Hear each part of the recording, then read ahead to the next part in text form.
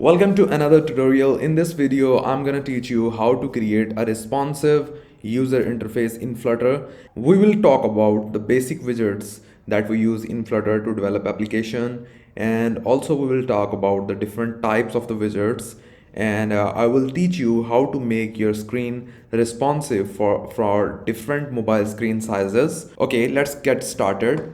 First of all, you need to create a new Flutter project, and then make sure the Flutter is selected from the sidebar and click on next. And here you are supposed to write the project name, whatever project name you are going to create. I will name it example UI project. You will write your project name in this style, and on here you can write a small description of your project. Let's suppose example application. And here in the organization tab, you will write the package name of your project. Now what is the package name? I already explained in detail in my previous video. You can watch that. I added the link to that video in a description box. You can go and watch that from there. The package name must be unique. Make sure you're using a unique package name. And the best practices for package name is using your domain in a reverse order. And if you don't have the domain, you can use your email address in the reverse order by removing the special characters. I have the domain, so I will go with that. I will write com.shahroz.www, and from here I will select Java, just because if I encounter some limitations in Flutter, so I would be able to write some Java code, and I will connect that Java code with the help of platform channels, and I will teach you how to do that in the ending lectures. Okay, so let's get started. I will click on finish, and here we have a very basic Flutter application. I will close this readme.md file, and also I will remove this class from here that we get from Flutter by creating a new project by default. And also I will remove this line just because we don't have my homepage now. And now you will see error on here just because we need to fill this home property with a real screen that we are going to create. And here you see a library folder. Inside this library folder, I will create another directory. I will name it screens, and I will create two more directories on here. First one is going to be the login screen, and the second one is going to be the home page screen. After the login, I want to go to my home page, so that's why I'm gonna create these two screens in this tutorial. So in the login screen, I'm gonna make a Dart file. I will name it login screen. Make sure you write the name of directories and your Dart files in this style that I'm using, and then you will click on write STF. And if you write STF, you will see this suggestion from the Android Studio, STFUL. You will enter on that, and here you will write your screen name. So I'm gonna write login screen on here, and here I have some errors. To remove these errors, I will import material.dart, and just because from this library we are getting all of these widgets, scaffold, container, so that's why importing this library is necessary. So now I will remove this container, and I will take scaffold instead of this container, and I will put the semicolon. Whatever you're returning, you will put the semicolon after that. And now let's talk about what is scaffold. Scaffold is your whole screen, you can say. Let's talk about this stateful widget. So now there are two types of widgets, stateful widget and stateless widget. Why we use the stateful widget?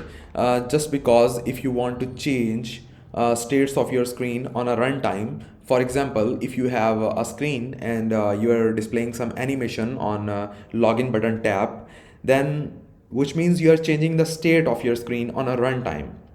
And also if you have some increment number on your screen, and you want to tap on plus and you want to increment that number, which means your state is changing on the screen. Your screen is repainted with the new data. For that purpose, you need stateful widget, which is responsible for managing your state on a runtime by just calling the set state method that we get with this stateful widget.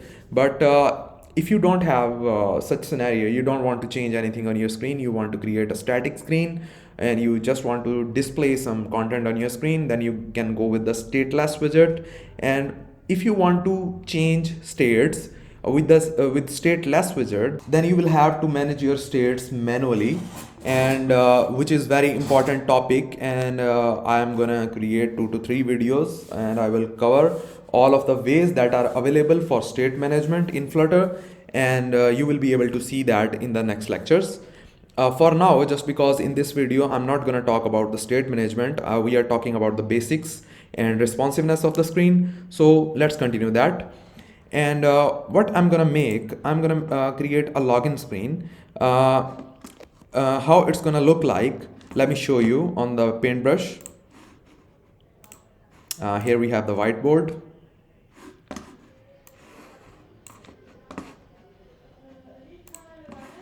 Let me bring that for you.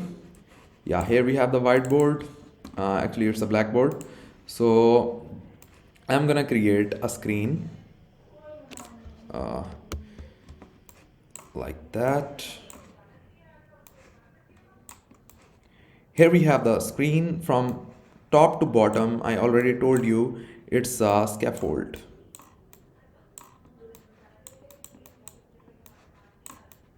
Okay. Hope you got it. And in the on here I will display an app bar, and in the 30% of the screen I will take an image. Rest of the space I will create a form, login form, like that. I will create 2 text fields and a button to log in into the application, and that's what I'm gonna make. And this is just a rough sketch for our screen. Now let's talk about the widgets. We have 2 type of widgets that we are going to use in this tutorial. First one is single child widget, and the second one is multi-child widget. Single child widget and multi-child widgets are the same, just there is a one difference, that in a multi-child widget we can take multiple children's, and in a single child widget we can only take a single children. And if you see in this screen, we need a multiple child widget. Just because we are using multiple widgets, we need a column, and first widget will be an image and second widget would be a form, and inside form we another will take multi-child widgets, just because we have 2 text fields on here and 1 button. So you will learn everything about it, so you don't need to worry about it. And let's start to code. Here we have the scaffold, and first property we get with the scaffold is app bar. I'm gonna create an app bar on here. There is a widget app bar which takes multiple properties. First one would be title, so title accepts a widget. I'm gonna take a text widget on here. I will name it login screen. Login, just you can write login, it will look good. And also the other property would be leading. And now leading is something that's gonna appear in the start of your app bar. So here I'm gonna take an icon button, and in icon button there are 2 properties that are mandatory. First one is icon, and I'm gonna use icons dot arrow arrow back. And there is another property on pressed take a function like that. Whatever you will write on the function body will execute whenever you will tap on that button. So for now let's write the print statement on here to make sure this button is working. I will write back button is working on here, and just put the semicolon after it. And other than that, there is a property actions. Whatever widgets you will take inside the actions array bracket, those widgets will appear on the end of the app bar. So you can take multiple widgets in the actions, just because you see the array bracket on here. In Dart we don't have the array, so we treat this bracket as a list bracket, which if you see this array bracket, which means it's take a list of widgets. So I'm gonna take 2 widgets on here, icon button, and on press will remain empty, just because I don't want to do anything on the click events for now. And icon, I will take icons dot search. First one would be this one, and the second one is going to be the icons dot favorite, and that's it. I think it's enough for the app bar. And the second one is a body. So other than the app bar, whatever you will see on your screen will come inside the body. So in the body, what we are gonna do, as we just discussed on the paintbrush, I'm gonna take an image on the top uh, for display. I will give 30% of the screen to that image, and also I need a form in the rest of the space. So here I will take a column just because I need multiple widgets in a vertical order. So in the column you will see this children widget, which means with the array bracket, which means it accepts multiple widgets, it accepts multiple children. We'll talk about the single child widget and multiple child widget. So this one is a multiple child widget. Just because it has the children property with the array bracket, it accepts multiple widgets inside it. So first one, I'm gonna take image, and in the image property, I will take a network image. That's it, I guess. And here I need to put some link of image to display that image on a screen. So let's get the link from a web page. Here I'm gonna go to the Google, and I will search for person image, and here you will click on the images, and let's use this one. Right click on it, open image in new tab. Here you will get the link of this image, copy it and minimize this page, and let's go back to the Android Studio, and here put this link in a single quotes. And now let's run our application and see what we have. Okay, we got an error just because we have error in our main file. If you see on here, the home property is empty just because we deleted the home page in the start. So I'm gonna fill this property with the login page. This is going to be the entry point of our application. Whatever you will write on here in the home property, that is going to be the entry point of your project. So whenever our app will run, you will see that login screen on here.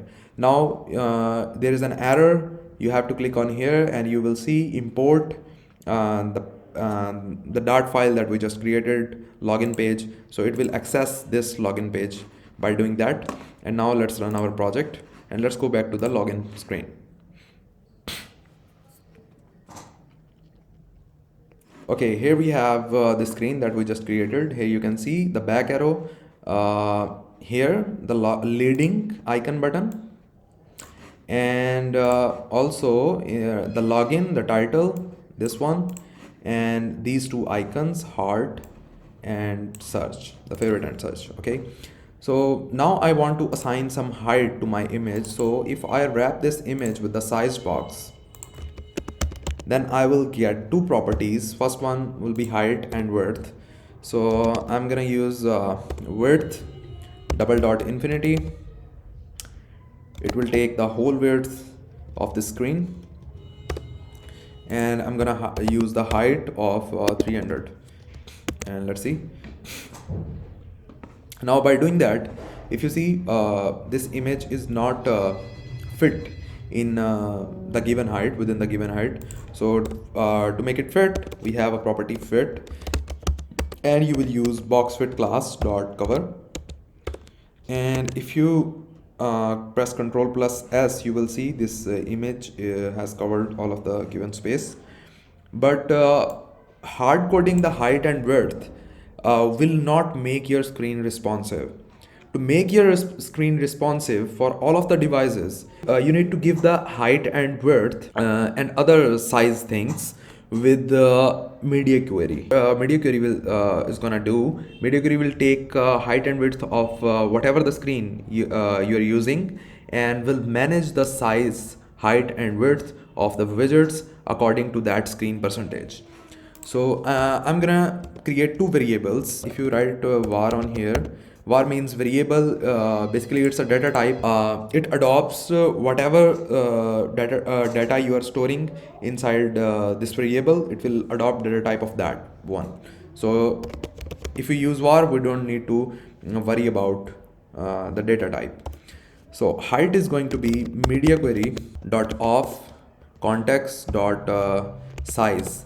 Now we have size of the whole screen, dimensions, height and width. If you write dot, you will get the height this way. Now we have the height of whatever screen you're using inside this variable, and like this way I will take the width of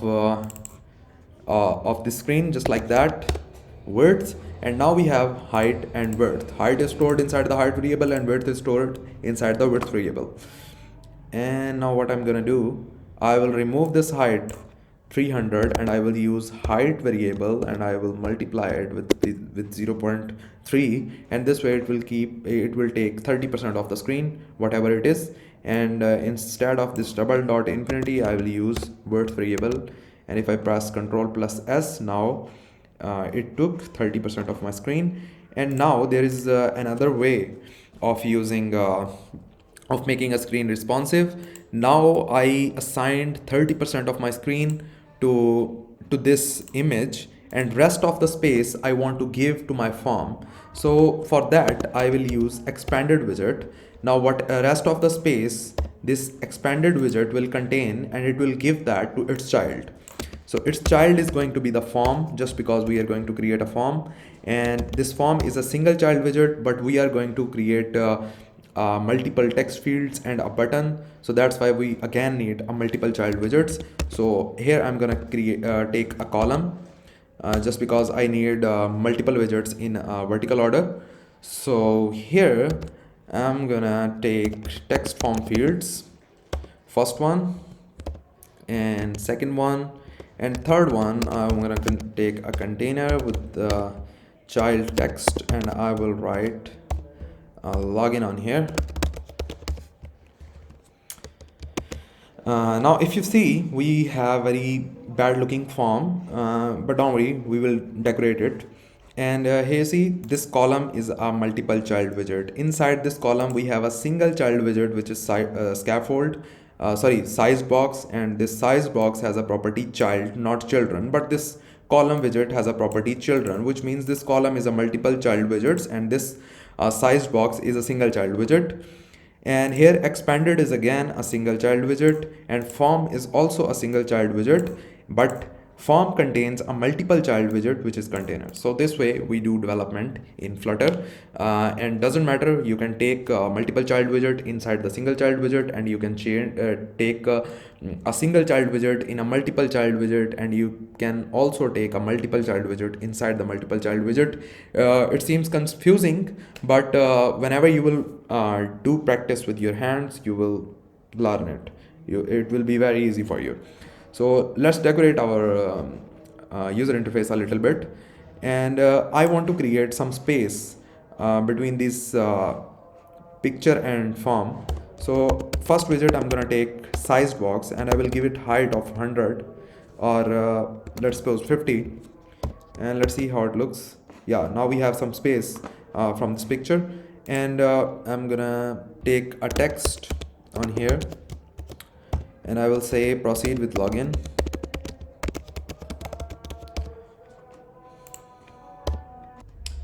Why we don't have the text? Let me restart the application, and here we have the text, and let me wrap this text inside align widget, so we will be able to align this text wherever we want.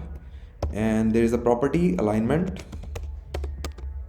and I will use alignment dot left, dot center left, and it will go to the left side. And also I want to decorate my text field, and actually let's give it space of 20. Yeah, it's more than enough. And let's decorate our text field. There is a property decoration which accepts the input decoration, and inside the input decoration I'm gonna create a border. This border accepts outline input border, and in the outline input border we have a property border side. I'm gonna use border side widget on here, border side, and inside this border side we have what color of border we want. So I'm gonna use blue colors border, colors dot blue.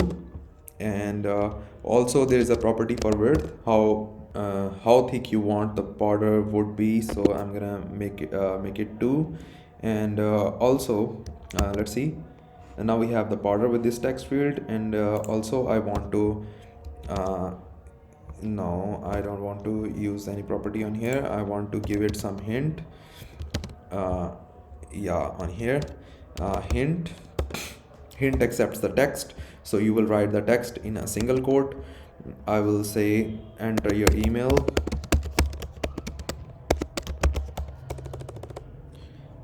email. And also I will use a label property on here.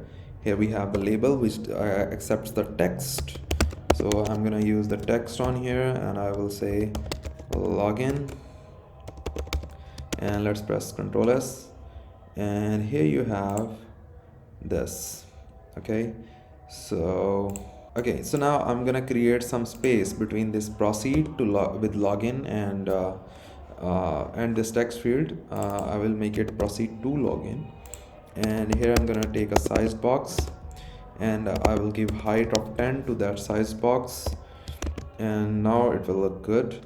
And now we are done with this text field. I will copy this text field and I will paste on here. Before pasting this text field, let's add one more thing, which is a prefix icon.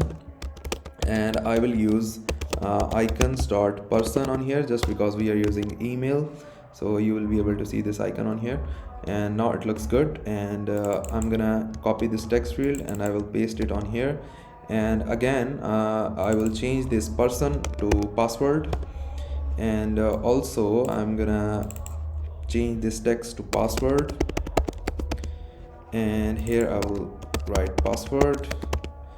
And also we need one more thing on here, that's going to be the postfix, but we don't have a postfix on here. Instead we have a suffix icon, so I'm gonna take an icon, icons dot I, this one. Let's reload the application, and you see here we have the border. Now again I want to create space between both of these text fields, and here I will take a size box of height 10, so it will create a space of 10 height. And now also I want to give some space from the sides of the screen to this whole thing, and I will wrap this column with the padding. And here I will take a padding, edge insets dot symmetric, and this way we will be able to give padding from horizontally on the both sides. So I will give it horizontal, and horizontally I will give it 10 padding. And by doing this, you will see now it's separated from the sides, and it's looks good. So now let's continue decorating our button.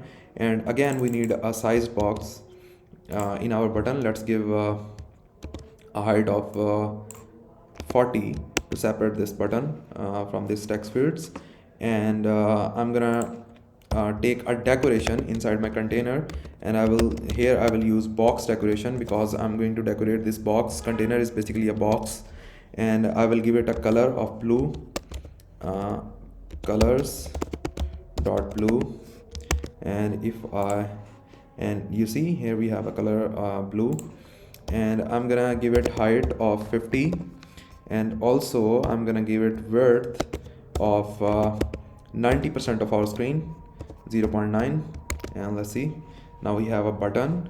And also I'm gonna give some border radius to my button, border radius dot circular, and I will give 10. And you will see some rounded corners of the button, around the button. And also I want to align this text to the center of our widget. So what I'm gonna do, I will just wrap this text widget with the center widget. Here we have that. Press Ctrl S and you will see login text in the center. And now I want to change color of my login text. I will use the style property. I will take text style on here, and I'm gonna change its color to white, colors.white, and you will see it will turn white. And also after that I will copy this size box, and here its container is ending. I will put the comma and I will paste the size box on here. I will change its height to 20, and here I will take another text widget and I will write forget password, password, and reset it. And here we have a very not very beautiful looking, but a standard login form that we just created, very basic user interface. And also if we remove the elevation of app bar, it will look more good. So let me remove that. I will make the elevation to 0 and you will see a little bit change in your screen. Okay, so now I don't think we need this leading button, just because this is our starting screen and we are not going back. So let's remove this leading property on here. And if you want to put the login text in the center of the screen, then there is a property center title. Just make it true. It takes a boolean, and if you press Ctrl S, you will see this on your screen.